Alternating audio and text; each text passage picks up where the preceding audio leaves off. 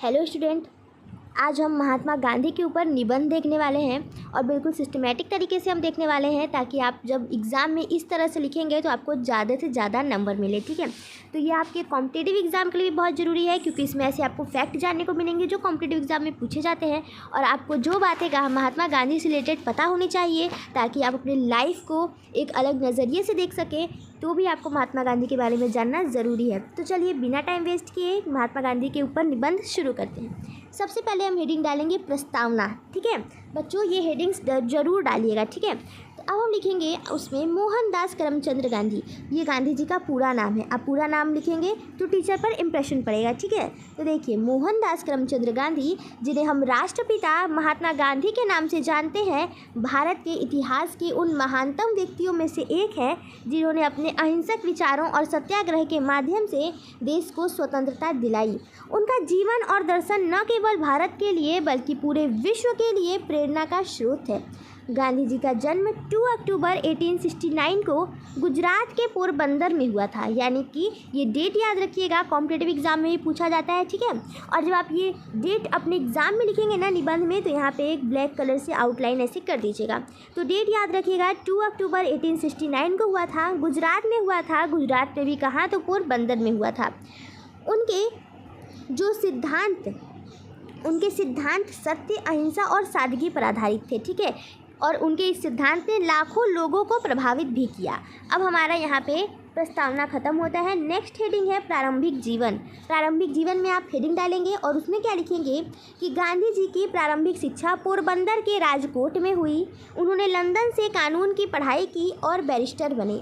कानून की डिग्री लेने के बाद वे भारत लौट आए, लेकिन यहाँ वकालत में उन्हें कुछ खास सफलता नहीं मिली।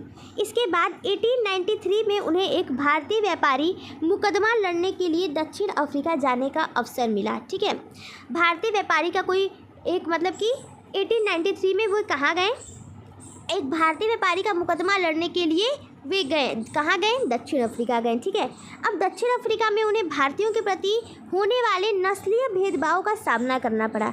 इस अनुभव ने उन्हें उनके जीवन की जो है दिशा ही बदल दी। उन्होंने वहाँ अश्वेतों और भारतीयों के अधिकारों के लिए संघर्ष किया। अश्वेत यानी कि जिनका रंग थोड़ा दबा हुआ होता है। ठीक है, संघर्ष किया। अब उन्होंने भारतीयों के अधिकारों के लिए वहाँ संघर्ष किया। कहाँ, दक्षिण अफ्रीका में, और सत्याग्रह की अपनी अनूठी पद्धति का विकास किया। ठीक है, तो ये था उनका प्रारंभिक जीवन और शिक्षा उन्होंने कैसे क्या ग्रहण की वो। अब नेक्स्ट हेडिंग है भारत वापसी और स्वतंत्रता संग्राम। तो देखिए 1915 में गांधी जी ने जो है कि दक्षिण अफ्रीका से वे भारत लौट आए। गोपाल कृष्ण गोखले और वे अपना देखिए जो गोपाल कृष्ण गोखले थे गांधी जी के राजनीतिक गुरु थे। ठीक है, भारत आकर उन्होंने देश की स्थिति को करीब से समझा। उन्होंने चंपारण, खेड़ा और अहमदाबाद में किसानों और मजदूरों के अधिकारों के लिए सफल आंदोलन चलाए, जिससे उनकी लोकप्रियता बढ़ती गई।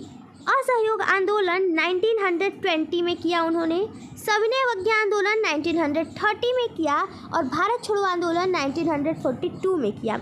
तो आप ये सभी तो कॉम्पिटिटिव एग्जाम में आपको ही पता है कि कितनी बार पूछे जा चुके हैं, तो ये इन सभी का सन जरूर याद रखिएगा। और ऐसे ही पूछा जाता है कि महात्मा गांधी के कुछ आंदोलनों का नाम लिखिए, तो असहयोग, सविनय अवज्ञा और भारत छोड़ो उनमें से कई बड़े आंदोलन हैं उनके द्वारा किए गए। ठीक है, इन सभी का नेतृत्व चलाया महात्मा गांधी ने और कुछ अन्य भी प्रमुख आंदोलन उनके द्वारा किए गए जिन्होंने ब्रिटिश शासन की नींव हिला दी। और गांधी जी ने हमेशा अहिंसा को अपना सबसे बड़ा हथियार बनाया और लोगों को एकजुट करने के लिए चरखा, स्वदेशी और ग्राम स्वराज जैसे विचारों को बढ़ावा दिया। ठीक है, अब नेक्स्ट हेडिंग है गांधी जी के सिद्धांत और दर्शन। ठीक है, गांधी जी के जीवन का मूल मंत्र सत्य और अहिंसा था। ठीक है, गांधी जी ने भारत को आज़ादी दिलाने में जो योगदान दिया है उसमें उन्होंने कभी वेपन्स का यूज़ नहीं किया, कभी उन्होंने कोई हथियार नहीं उठाए।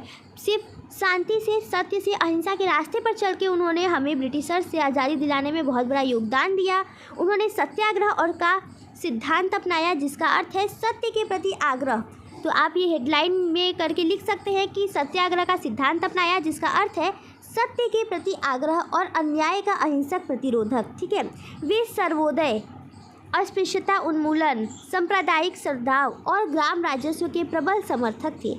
उनका मानना था कि जो सच्चा स्वराज तभी प्राप्त होगा जब देश के सभी गरीब और कमज़ोर व्यक्ति को भी न्याय मिले। वे सादगीपूर्ण जीवन जीते थे और स्वयं को देश के आम नागरिकों के रूप में प्रस्तुत करते थे। उनका उपवास और प्रार्थना उनके आंदोलनों का महत्वपूर्ण हिस्सा थे। अब हम आ जाते हैं निष्कर्ष।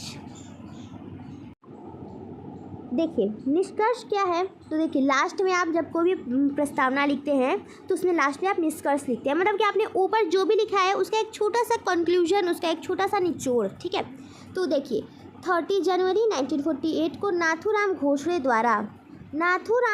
द्वारा नाम याद रखिएगा, महात्मा गांधी जी की हत्या कर दी गई, लेकिन उनके विचार और आदर्श आज भी अमर हैं। महात्मा गांधी केवल एक व्यक्ति नहीं बल्कि एक विचार और एक जीवन शैली थे। उन्होंने दिखाया कि बिना हथियार उठाए भी बड़े से बड़े साम्राज्य को झुकाया जा सकता है। आज भी उनके अहिंसा के सिद्धांत दुनिया भर में शांति और न्याय के आंदोलनों को प्रेरित करते हैं। गांधी जी का योगदान भारतीय स्वतंत्रता संग्राम में अद्वितीय और अतुलनीय है, जिसकी कोई तुलना ही नहीं है, और वे सदैव राष्ट्रपिता के रूप में पूजे जाते रहेंगे। तो यहाँ पे हमारा जो निबंध है जो वहाँ पे हम ख़त्म होता है। आई होप आपको समझ आया होगा। अगर आप ऐसे लिखेंगे अपने एग्ज़ाम में आपको बहुत अच्छे नंबर मिलेंगे, और बहुत ही इजी लैंग्वेज में भी मैंने आपके लिए ये क्लास लाई थी। तो अगर आपको हमारा कंटेंट पसंद आ रहा है तो हमारे चैनल को सब्सक्राइब जरूर करें और अपने फ्रेंड्स के साथ भी शेयर करें।